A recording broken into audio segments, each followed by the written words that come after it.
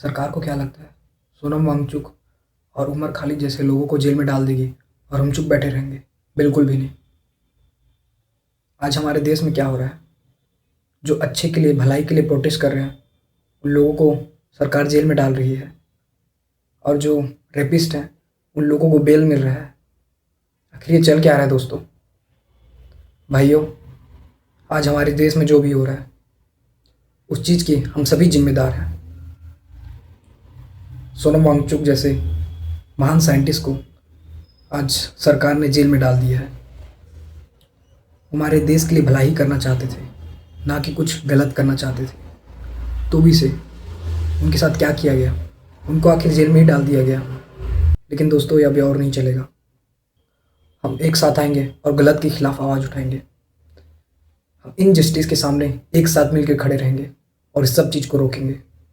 दोस्तों, ये हमारा फ़र्ज़ बनता है कि हमारे देश में कुछ भी गलत हो तो उसके खिलाफ हम मिलकर आवाज़ उठाएं, हम मिलकर खड़े रहें और इस इनजस्टिस को रोक दें। दोस्तों, अभी तक हमारी अरावली रेंज सेफ नहीं है, अभी वो बची नहीं है। अभी भी ये खतरा मंडरा रहा है कि अरावली रेंज में माइंस किया जाए, उसकी ज़मीनों को बेचा जाए। दोस्तों, हम तब तक प्रोटेस्ट करेंगे जब तक अरावली रेंज में माइंस बैन हो जाए, कोई भी माइन ना हो।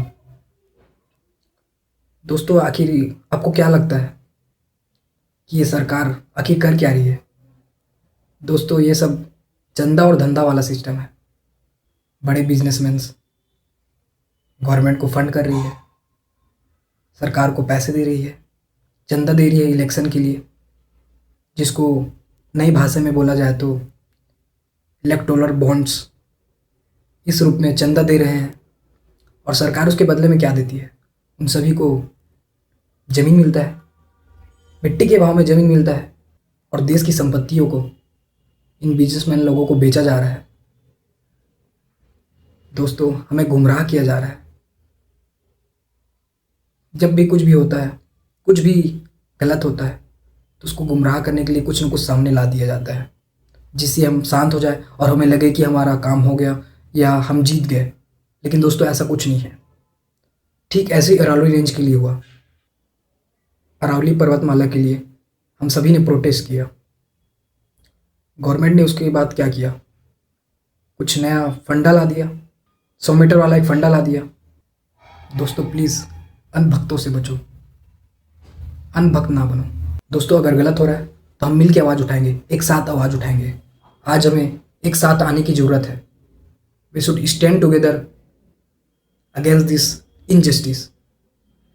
हम तब तक नहीं रुकेंगे जब तक हमारा देश एक ऐसा जगह बन जाए जहाँ पर वहाँ की रोडें अच्छी हों, जिसमें गड्ढे ना हों, वहाँ के ब्रिजेस ऐसे हों जो 1 साल 2 साल में ना टूटे। जैसे ही बरसात आया ब्रिजेस टूट गए, ऐसा ना हो। अच्छी हेल्थ केयर मिले लोगों को, अच्छी एजुकेशन मिले, अच्छे पॉलिटिशियंस रहे, और जब भी इनजस्टिस हो हम सब मिल के आवाज़ उठाए उसके लिए। दोस्तों, भारत के नागरिक होने के नाते हमारा यह फ़र्ज़ बनता है कि हमारे देश में कुछ भी गलत हो हम उसके खिलाफ आके आवाज़ उठाएं और उसको रोकें।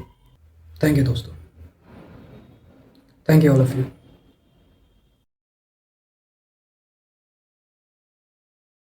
मैं सोचता हूं कि मेरे जेल में होना देश को ज्यादा जगाएगा मेरे बाहर होने से, क्योंकि देश नजारा देखेगा।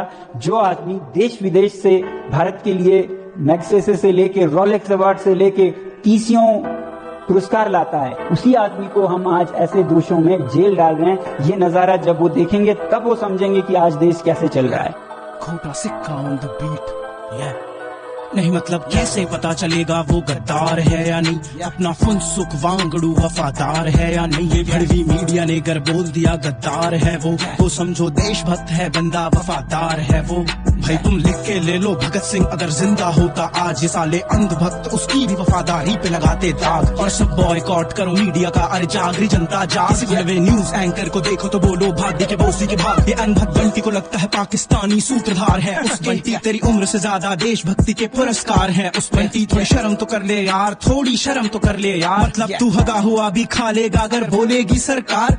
एक भूखा बैठ के करता रह गया पूर्ण राज्य की मांग, तब सब सरकारें सो रही थी जैसे पी रखी हो भांग। ना सुनती है ना देखती है ना बोलती है सरकार, बस कुर्सी पे बैठी है क्योंकि हो गई है विकलांग। अंग्रेज भी क्रांतिकारियों के साथ ऐसा ही करते थे, जो भी खिलाफ होता था उनको जेलों में भरते थे। स्टूडेंट किसान टीचर महिला सबको घसीटा था सड़कों पे, कोई भेदभाव नहीं था, बराबर जुल्म सब पे करते थे। स्कूल बनाए उसने, आर्मी कैंप बनाए उसने, राजू और फरहान जैसे कई चैंप बनाए उसने। फिर तुमने वो राजू फरहान ही आपस में लड़वाए, बिल्ली रोटी को लड़े और बंदर फायदा उसका उठाए। सोनम का एक ही दिन में पाकिस्तान से लिंक ढूंढ लिया भाई, पुलवामा के 400 किलो का आज तक पता नहीं किया भाई। जिनके अकल पे पत्थर पड़ गए उनको दिखता नहीं है, लेकिन कुछ तो गड़बड़ है दया। समझ रहे हो ना भाई। उसने कहा था ऐसा होगा कल को मुझे अंदर कर दिया जाए, मेरा जेल में रहना शायद लोगों को ज्यादा समझ में आए। आवाज उठाओ सवाल पूछो कहीं ऐसा ना हो जाए, जो उस पे बीत रही है कल को तुम पे भी आ जाए।